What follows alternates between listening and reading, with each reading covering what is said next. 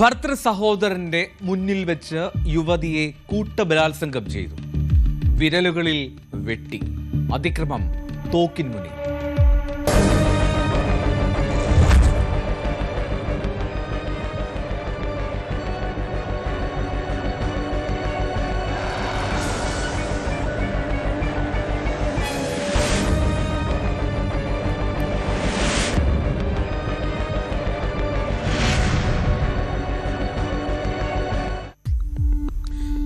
ഉത്തരാഖണ്ഡിലെ രുദ്രാപൂരിൽ നടന്ന സംഭവമാണ്. കോട്ട്വാലി എന്ന പ്രദേശത്താണ് ഈ നടുക്കുന്ന സംഭവം നടന്നത്. ഞായറാഴ്ച രാത്രി ഏതാണ്ട് 9 മണിയോട് കൂടി ഈ സംഭവം നടക്കുമ്പോൾ അവർ തോക്കിൻ മുന്നിൽ നിർത്തിയായിരുന്നു ഈ കൂട്ടബലാത്സംഗം.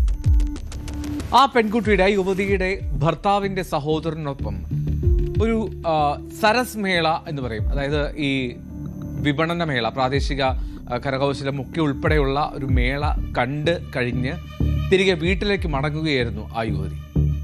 2 മോട്ടോർ സൈക്കിളുകളായി 3 യുവാക്കൾ ഇവരെ തടഞ്ഞു നിർത്തി. അങ്ങനെയാണ് പോലീസിന് നൽകിയ പരാതിയിൽ ആ പെൺകുട്ടി, ആ യുവതി പറയുന്നത്.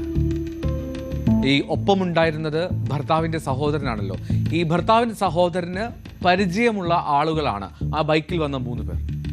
അങ്ങനെ ആദ്യമൊക്കെ ഭർത്തൃ സഹോദരനുമായി സാധാരണ രീതിയിൽ സംസാരിച്ചു തുടങ്ങി.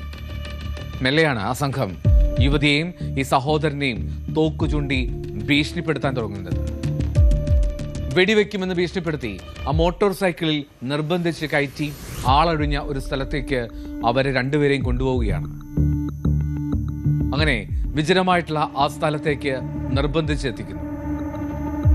ഈ ഭർത്താവിന്റെ സഹോദരൻ അവൻ നോക്കി നിൽക്കെ, അല്ലെങ്കിൽ അവന്റെ മുന്നിലിട്ടാണ് ആ പ്രതികൾ ആ യുവതിയെ മാറി മാറി പീഡനത്തിന് ഇരയാക്കിയത്. എതിർക്കാൻ ശ്രമിച്ചു ആ യുവതി. അപ്പോൾ അവളുടെ കയ്യിലെ വിരലുകളിൽ അവർ വെട്ടി പരിക്കേൽപ്പിക്കുകയും ചെയ്തു.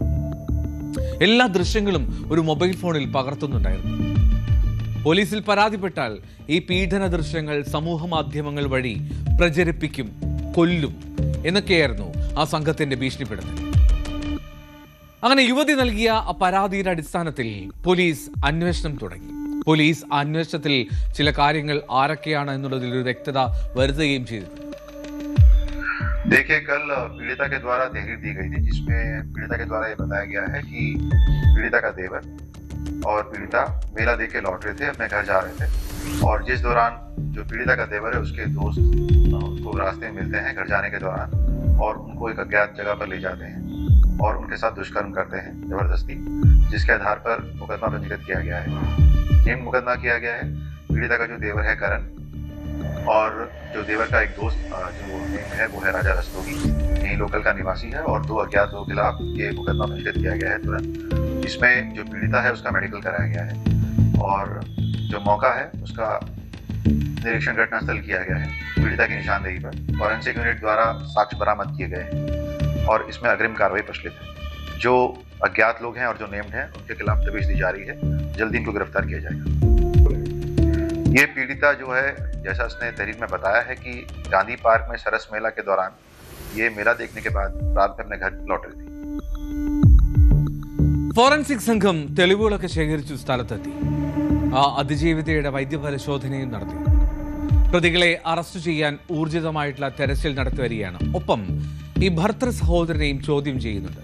കാരണം അദ്ദേഹത്തിന്റെ സുഹൃത്തുക്കളാണ്, പരിചയക്കാരാണ് ആ അതിക്രമം നടത്തിയത് എന്നുള്ളതുകൊണ്ട് തന്നെ ഇതിൽ മറ്റെന്തെങ്കിലും ഗൂഢാലോചനയുണ്ടോ, മറ്റെന്തെങ്കിലും കഥകളുണ്ടോ എന്ന് പോലീസ് പരിശോധിക്കുന്നു. എന്താണെങ്കിലും അത്യന്തം നടുക്കുന്ന, ഞെട്ടിക്കുന്ന വാർത്തയാണ് ഉത്തരാഖണ്ഡിൽ സംഭവിച്ചത്. ആ ഭർത്തൃ സഹോദരന് മുന്നിൽ വെച്ച് 3 പേർ വീഡിയോ ചിത്രീകരിച്ചുകൊണ്ട് തന്നെ മാറി മാറി ആ പെൺകുട്ടിയെ ബലാത്സംഗം ചെയ്തു.